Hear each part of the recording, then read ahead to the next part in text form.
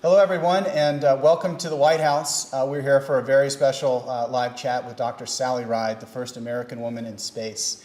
A very exciting day to have you here, so welcome to the White House. Thank you. It's a pleasure to be here. And Dr. Ride's joining us today because the President actually just hosted an event here at the White House about his STEM initiative and announced Change the Equation, a new organization. And the other really exciting thing we have are 8 students from the Denver School of Science and Technology in Denver, Colorado, who are joining us. Why don't you guys say hi? Hi! So we're going to take a few of their questions here in just a second, but Dr. Ride, if you could start us off by talking a little bit about the event that happened today and maybe try to relate it to why it should matter for these 8 high schoolers who are joining us today. Sure. Change the Equation is the initiative that it was announced today, and it's an initiative put together by companies around the country, large companies and small companies, who really believe that science and math education are critical to their futures because they need to hire a skilled workforce when you all graduate, but it's also critical to the competitiveness of the country. It's vital to our economy that we have a workforce that understands science, understands math, understands technology, and can put those skills to practice. And you might think that this is important just for the next generation of rocket scientists or environmental engineers, but it turns out that it's much more than that. It's really important for all of you for a couple of reasons. One is that 80% of the jobs in the next 10 years or so are going to require some background in science, math, and technology. And that's even basic living wage jobs. So it's important to everybody, and it's really important to your future. And it's also important because you're going to need to be science literate when you get out of high school, out of college, and start dealing with the world on a day-to-day basis. Because turn on the TV, log online. The issues that you see in the news have a lot of their basis in science and technology. And just to be able to understand those issues and understand how they can affect you, how they can affect your lives, to be able to vote responsibly, to be able to make intelligent decisions about yourself, your community, your family, you need to have some way to understand those issues. You need to have a little bit of background in science and math. And you're at the stage of your education where you're getting that background right now. And that background will prepare you for your life after high school, but it'll also give you a really good insight into all the opportunities that are out there for you when you do graduate, and make you prepared to take advantage of those opportunities when they come your way. Great. Okay, well, let's dive right into the questions, Denver. Why don't you raise your hand if you have one, and we'll just go right around the horn here. So, first question. Hi, I'm Brian, and I'm currently an 11th grader. And I was just wondering, what do you think was the best class you took in high school to best prepare you to go up into space? Well, thanks, Brian. The best class that I took in high school that prepared me to go into space, it was... interestingly enough, it was probably my calculus class. I had a very good teacher, very good calculus teacher in high school. I took lots of science classes. I took lots of math classes. They were all good classes, and I learned a lot, but calculus really gave me the basis and the background for many of the courses that I went on to when I went into college, and I used it frequently while I was in the space program. So I think that was the one that probably meant the most to me going forward. I think I just heard math teachers across the country jump, little shout. Little cheer from the math teachers. Yeah, right. Okay, next question. Why don't you raise your hand over there? Who we got? Oh, how about you? Now remember to speak up. Okay. I'm Brianna, and I'm in the 11th grade. My question is, what was it like being the first woman in space and the field in general as a woman? It was an unbelievable honor, both to be selected to go into space at all, because that's what I dreamed of doing, since the time I was younger than all of you. But even more so to be the first American woman to get a chance to go into space. And I worked really hard for it. I studied hard through high school, through college, through graduate school. Worked even harder once I got to NASA because they make sure that we're very well prepared and very well trained. They don't want to send anybody into space and trust their space shuttle or their space station to somebody who's not really well trained. So I worked really hard while I was there. And my first flight was just a culmination of all that hard work and all those years of dreaming for that opportunity. So it was really very, very special on a lot of different levels, both personally, professionally, and then also because I had a chance to represent American women and be the first one to get to go into space. And just by the way, since then, there have been many, many, many other American women. We're well up over 35 different American women who've gone into space now, and that number is growing. So, that's really rewarding. So let me actually ask a follow-up question we got through the internet that gets straight to that point about women in science. That came from Morgan in Bethany, Lutheran, Ohio, who asks, what made you so interested in science, technology, engineering, and math? What would you tell an 11-year-old girl about the importance of these subjects and what she can do to pursue these? I remember that I was a lot like many, many, many boys and girls around the country. When I was in elementary school, I loved science. Science was my favorite subject in school.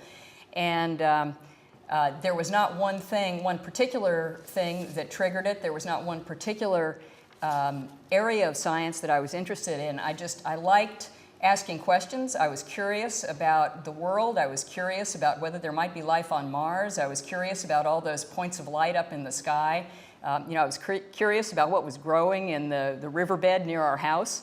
And I just wanted to know the answers to those. And one day somebody told me that was science. And I think that a lot of kids have that same level of curiosity in elementary school. And then a lot of students start to lose that and drift away from science in, maybe middle school, maybe high school. They don't really see the relevance of it to their lives. And that's the attitude that we need to change. We need to impress on students that science and math, engineering, these really are relevant to you. They're relevant to your future, and they're really important. So I think that the message is it Morgan?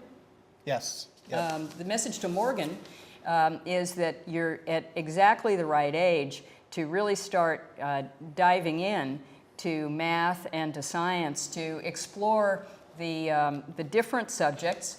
You're not going to know which one you like best until you've had a sampling of a variety of them. So learning some biology, learning some physical sciences, learning some earth sciences, some space sciences, and particularly focusing on the math, because the math really underlies all of the sciences, is really, really important.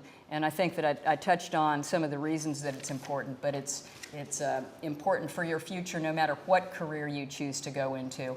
And then having said that, there are a lot of really, actually really cool careers in the different areas of science and engineering. Great. Okay, Denver, let's keep it going over there. Who's got the next question? Go ahead. Hi, my name is George, and I'm a senior. And my question is, how did your training and education prepare you for your first trip to space? How did my education prepare me for my first trip into space? It was absolutely critical, and it was critical for a lot of reasons. All of the things that I learned in high school, I built on in college. That's the foundation that allowed me to pass my classes in college and to learn the things that I needed to learn in order to be qualified to even apply for the astronaut program. And they particularly prepared me for all the things that I was going to be doing as an astronaut. We use math every day in the space shuttle. We use a little bit of physics almost every day in the space shuttle. to understand the space shuttle systems, I needed to have a little bit of background in engineering because we were looking at circuit diagrams of the different parts of the space shuttle. We needed to understand the hydraulic system of the space shuttle. And I didn't have a great background in electrical circuits or in hydraulics, but I had the background from math and science that let me learn that very quickly. So I think one of the things that I learned most effectively in middle school and in high school and in college was how to learn and how important it is to know how to learn and be able to apply that. Because, as you go through life, it was true for me in the astronaut corps, and it's been true since I've left the astronaut corps. You're learning every day. And so this is a skill that you need to build early because you're going to be using it for the rest of your life. Great. Okay, who's next? Hi, my name's Mia. I'm a senior here at DSST, and I was wondering, in terms of extracurricular activities, what kind of things did you do to get involved, like outside of school, in order to approach your goals as an astronaut? It's interesting. I didn't really look too much at extracurricular activities as a way to approach my goals of being an astronaut. I was involved in a lot of extracurricular activities, and it turns out that they helped when I was an astronaut, but I didn't think of it at the time. I love sports. I was outside all the time, so I was always involved in different sports outside. I played competitive tennis when I was growing up. I also played on the high school basketball team and volleyball team, played on the Stanford's tennis team when I was at Stanford. And I did that just because I have a passion for sports. I like being outside and I like being active. It turns out that one of the things that's very important when you're an astronaut is to have an understanding of how you fit in on a team and how to play a role as part of a space shuttle or a space station crew. And that's something that, of course, you learn in sports every day. It's if you're playing a particular position or you're running a particular play, you need to understand what your role in that is. If you're on a team, there's a captain of the team, and you have a relationship to the captain of the team, and that's very, very important. And it turns out that it's one of the things that NASA actually looks for is an understanding of the importance of teamwork and the ability to fit in on a team. Great. Okay, we're going to take another question from the web, so it's a warning to the rest of you in Denver to sort of think about your questions, so we'll come back to you in just a second. But this one, I think, is one we probably we all have, which comes from Alice in Orono High School, Minnesota, who asks, what is the coolest thing that ever happened to you in zero gravity? Well, let's see. There is a long list of very, very cool things that happen in zero gravity. And I think that first I have to say that weightlessness is something that I recommend to all of you. It's just fun. There's no other word for it. I mean, you can do 37 somersaults in a row. You can lift something that's 5,000 pounds just in one hand. And it turns out that there were several very, very cool things that we did. Of course, when Mission Control wasn't watching, that we didn't admit to later, some of which I won't go into. That's okay. But one of the really cool things that you can do is take a juice drink. So just like we take dried fruit juices up with us and then add water to them and kind of inject water. And one thing you can do is squeeze the liquid out of the container and just into the air. And of course it floats, but not only does it float, it all kind of clumps together and forms a sphere, this ball just floating right in the middle of the cabin. And you can kind of push both sides of it and it'll oscillate, and you can kind of push it around the room towards your other crew members. And then one of the really cool things is you can actually take a straw and stick it into this ball of floating orange juice and then suck the whole thing out of the air. It just disappears. It's very, very cool. But of course, we never did that because we're very professional. Right, no, absolutely. When we're in space. But you've heard. I've heard that it. happens, Yes. Right. All right, guys. Well, do you have another question there in Denver? Who's next? Go ahead. Hi, I'm Sydney. I wanted to know, how have you seen technology change after you went to space? What do you think about the changes in direction that those changes are going in. Was the question, how does the technology changed in the space program, the space shuttle, or was it, okay, I just wanted to make sure that okay. General or just in general? Wait, go ahead, speak up a little bit. Just in general, or NASA's technology or anything like that. The technology, of course, is changing very, very rapidly. However, the technology that actually goes into a space shuttle or a space station doesn't change as quickly as you might think. And part of that is because, first of all, it takes a long time to design and build and test something as complicated as a space shuttle. And then once it works, you've taken years to build this thing and test it, and you've tested every single piece of it so that you're sure that it works. Once you've got everything tested, you really don't want to be replacing things, because then you have to test all those replacements. So you don't replace a system just because there's newer technology. So you might wait 5 years, 8 years, 9 years until the technology's been proven, until the parts that it would replace have sort of worn out and they're ready to be replaced, and then you insert the new technology. So there are a lot of old pieces of technology still in the space shuttle and the space station, a lot of new technologies. Where you see the new technologies more is in some of the planetary missions and some of the astrophysics missions. So the launching of large telescopes. The Hubble Space Telescope is a good example of something that was built to take advantage of the ability to replace technology. So its instruments have been replaced several times with next generation types of cameras and instruments that have allowed the Hubble Space Telescope to be relevant for actually decades longer than people thought that it would, just because now the instruments are new and they're finding things that the instruments 15 years ago could not have found. The same is true of the planetary missions to Mars and to other parts of the solar system. It's easier to inject new technology in those programs, so that tends to be where you see some of the new technology coming in. Great. Who's next there in Denver? Hi, my name is Eric. I'm a senior here. How did your education influence your decision to become an astronaut? Say that one more time. I missed one key word in there. How did your education influence your decision to become an astronaut? How did my education influence my decision to become an astronaut? I think that that the main way that it influenced my decision was that it gave me confidence in myself. It gave me a belief that I was learning enough things, that I was doing well enough, and that I was doing well enough compared to other people in the class, that this was something that I could reasonably dream about as I went through college and graduate school. Education, the more you learn, the more confident you become. It's fun to learn things. It's really empowering to know something.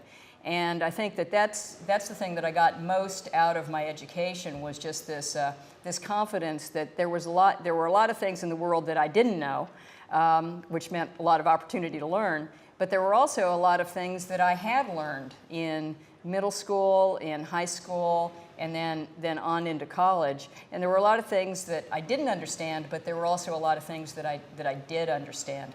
And for me, math and science were at the basis of that, because those courses, they build on each other so logically, and they're so useful in a variety of different areas, that I really felt like my knowledge was building from one year to the next. Let me ask another question we got through the website, guys, if you can hang on for just a second, that follows on that. This one comes from Ash in Arizona, at Arizona Virtual Academy, who wants to know, why do you think that so many kids worry about math and are scared of it? I like math and science, but none of my friends do. What do you think? I think a lot of the reason is that for some reason in this country it's gotten okay to say that you don't like math and you're not good at math. So I hear it from adults all the time.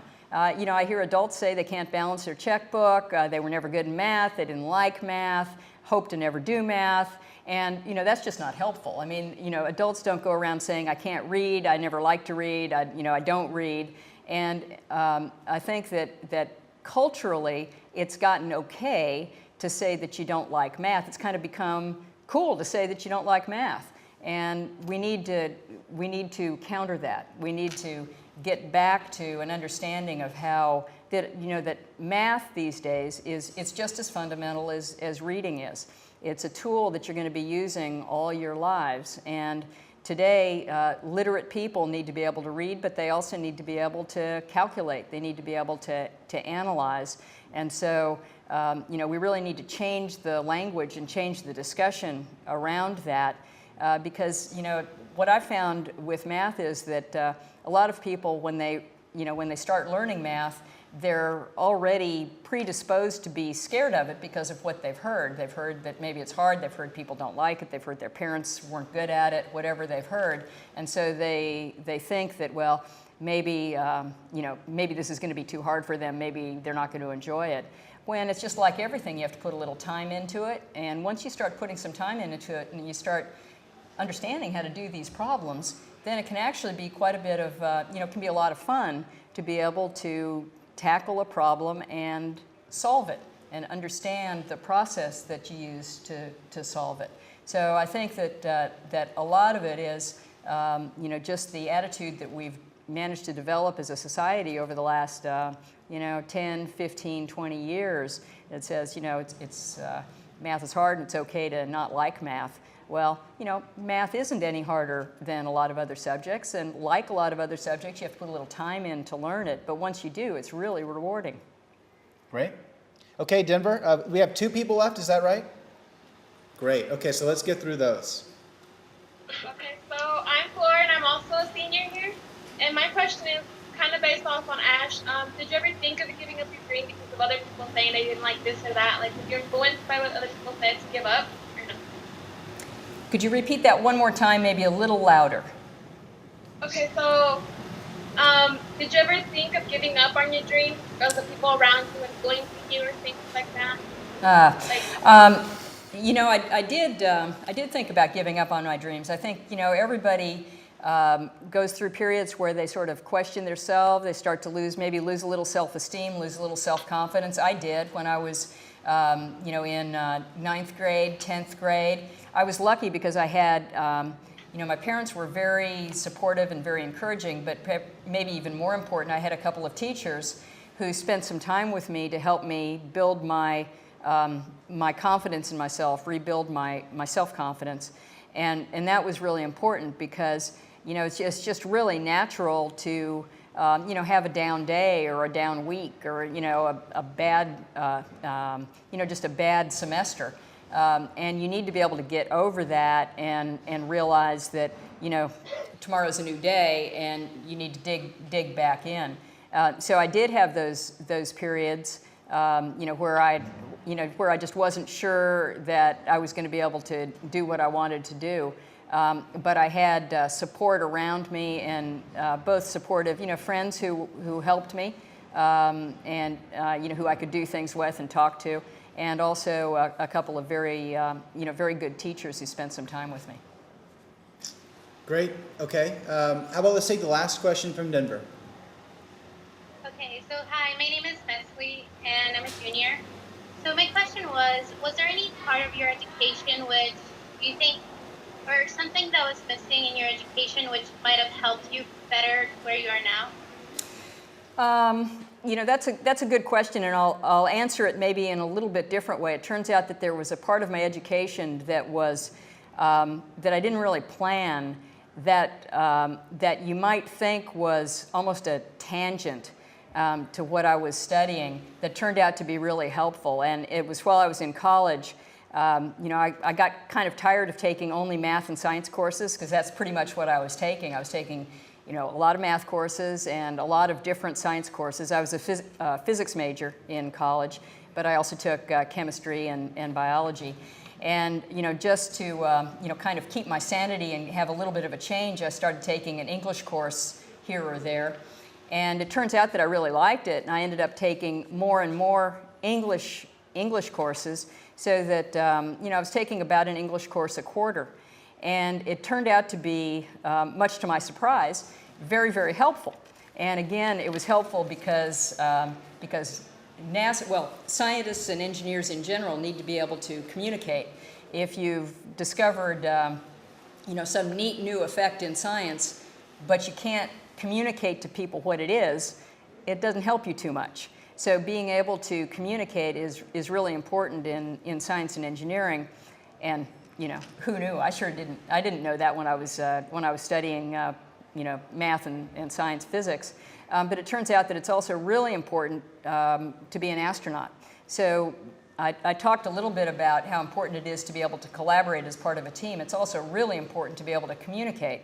So imagine yourself up in the space shuttle, and you really rely on mission control down on the ground, and you have to be able to communicate to them what your problems are, what your issues are. You need to be able to ask them relevant questions to understand what they're trying to tell you. So being able to communicate is critical in pretty much everything you do. And I had little or no appreciation for that when I was in school, but it turns out in hindsight that the English courses really helped me much more than I expected they would at the time. Great. Okay, so we're going to give you the last question. I'm going to ask another one from the web, and then we'll pick on one of you. So just think about your question, and we'll come back to it. But right now, I've got a lightning round for you. A lightning round. A lightning round. Okay. So get ready. This one came in, and I hope it's not from a senior. I think it's probably a little bit closer to 3rd or 4th grade, but it's probably a lot of questions folks have. So try to keep the answers fast. Do you think that going on fast rides at places like Disneyland are good practice for going into space? No, not the same thing at all. How tall? Space is much better. How tall do you have to be an astronaut?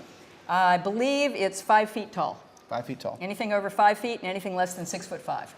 Is there a lot of garbage in space? Yes, there's a lot of garbage in space. Great. Would you want to live on the moon? I'd rather live on Mars. Fair. What animals have been into space? Oh, you name the animal, it's been into space. Horses have not been into space.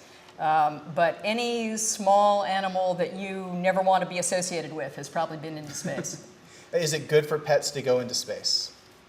I'm not sure it'd be good for pets to go into space. The animals that I've seen into space didn't seem to enjoy weightlessness so much. They didn't quite understand what was going on. And then the last question is near and dear to my heart. Can you get online when you were in space? You can now. You could not when I was in space, but you can now. That's cool. Okay, Denver, let's go. See, the last question here. Who's got it? Okay, well, I have a question again, Laura. Would you like to be our graduation speaker? I usually don't do graduation speeches, and the reason is there are a lot more of you out there than there are of me. So I'm afraid that if I accept one graduation speech, I'm in a lot of trouble. So thank you for asking, though, and I'd be happy to put in a word for some of my astronaut friends. Let me actually also point out that they've got graduation speeches on the mind because they were one of the finalists in the President's Race to the Top Commencement Challenge. You guys really shone out from all the other schools in the country and got into the final round. So congratulations on that, and thank you so much for joining us today. I hope you enjoyed it. Thank you. Thanks a lot. And thanks, Dr. Wright, for joining us here at the White House. Oh, thank you. I enjoyed it. Great, and Very hopefully good. we'll have you back sometime soon. Hope so, too. And thanks for everyone for tuning in. Of course, you can get this video at whitehouse.gov if you have any friends who are aspiring astronauts that might have missed it. Please share it around and stay tuned for more. Have a nice day.